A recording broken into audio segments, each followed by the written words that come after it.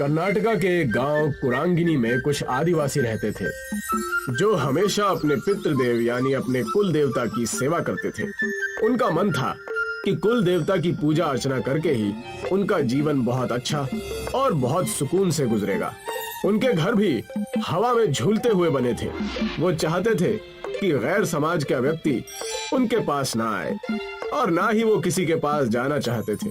हमेशा से खेतों से चावल और दाल और कई सारे फल खाकर अपना जीवन व्यतीत करते। उसी वक्त कुरांगिनी के पास वाले गांव में कुछ बच्चे कैंपिंग करने गए थे, चंदू, मंगलू और कविता। मुझे तो अब तक यकीन नहीं हो रहा है कि मैं हॉलिडे पर आई हूँ। सच कहा, यहाँ हम कुछ दिनों तक कैंप करेंगे और आसपास की चीजें भी ढूंढ निकालेंगे। मजा आएगा। हाँ, और सुबह होते ही हम आसपास के गांव घूमने जाएंगे और देखेंगे कि वहाँ क्या है।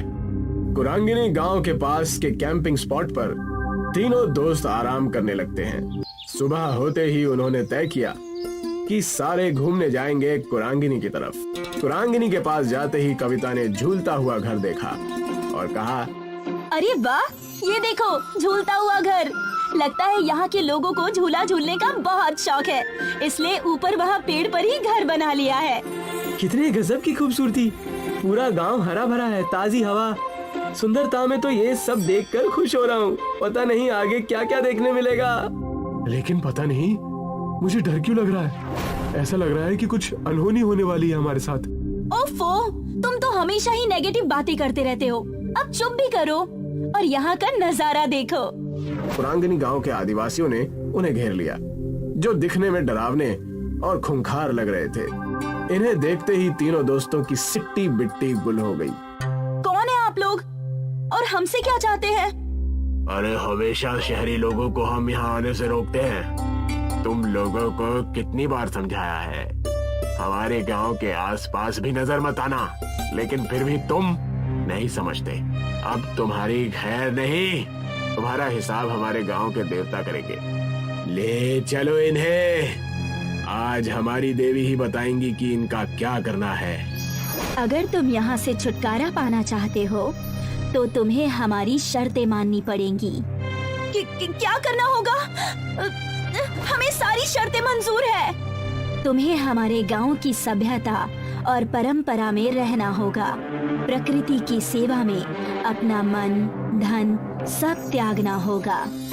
इतना कहकर प्रकृति की देवी वहाँ से चली जाती है।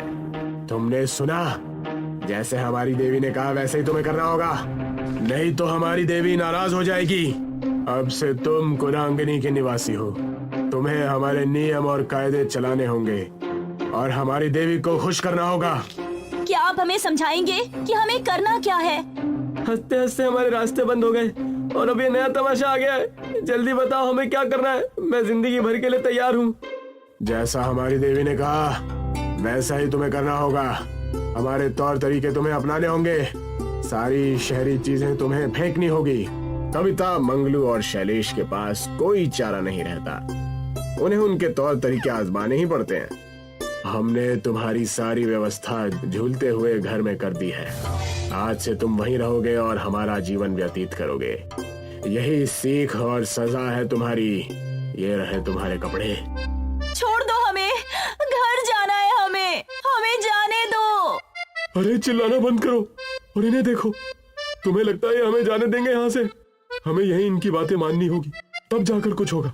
मैंने पहले ही कहा था कि हमें संभल कर रहना चाहिए, लेकिन तुम में से किसी ने मेरी बात नहीं मानी। उन्हें समझ आने लगा था कि प्रकृति सबसे बढ़कर है।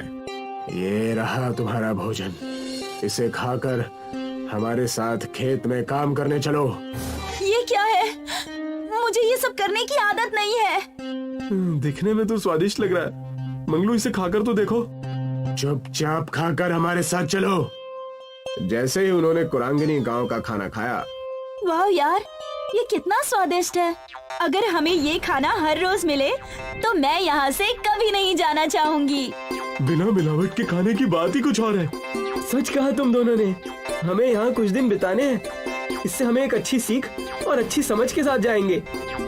तीनों ही कुरांगिनी गांव के लोगों के साथ समय बिताने लगते हैं। उनके साथ खेतों में जाकर खेती, पेड़ों पर चढ़कर फल तोड़ना और कई सारे गांव की परंपरा में भाग लेते हैं। पूरे 1 महीने तक वो कुरांगिनी गांव वालों के साथ रहते हैं। उनके तौर तरीके सीखने के बाद मुखिया कहता है, हमारे गांव में कल मेला लगने वाला है। इस मेले में कई सारे व्यंजन और कई सारे कारनामे होते हैं। इस मेले में हम आ सकते हैं क्या? अब तो हम भी कुरांगिनी के निवासी हैं। क्यों नहीं, अब तुम हम में से ही एक हो, तुम यहाँ आ सकते हो। अगले ही दिन तीनों मेले में जाने के लिए तैयार हो जाते हैं। वहाँ पर कविता के माँ बाप कविता को ढूंढते हुए आ जाते हैं। कविता की माँ रोने लगती है। कहाँ थी मेरी बच्ची? हमने तुम्हें कहाँ कहाँ नहीं ढूंढा। इन लफंगों के साथ हमें पता था कि तुम किसी मुसीबत में हो। कुरांगिनी गांव के लोग कविता के पिता की बात सुनकर डर जाते हैं। तब कविता कहती है, लेकिन पिताजी, इसमें इनकी कोई गलती नहीं है। मुखिया जी ने अपना कर्तव्य निभाया और हमें एक बहुत अच्छी सीख दी जो कोई स्कूल या कॉलेज हमें नहीं दे पाता। इस गांव में आने के बाद हमने हमारी प्रकृति के बारे में जानने का बड़ा अवसर प्राप्त किया।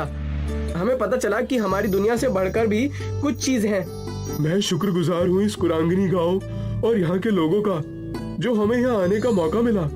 सब कुछ सुनने के बाद मुखिया कहते हैं, देखा हमारे साथ रहने का नतीजा। मुझे गर्व है तुम तीनों पर। हमें तुम्हें यही सिखाना था। मुझे तो तुम तीनों पर नाज है। प्रकृति देवी की शर्त पूरी होती है। अब तुम यहाँ से जा सकते हो और अपना सामाजिक जीवन बिता सकते हो।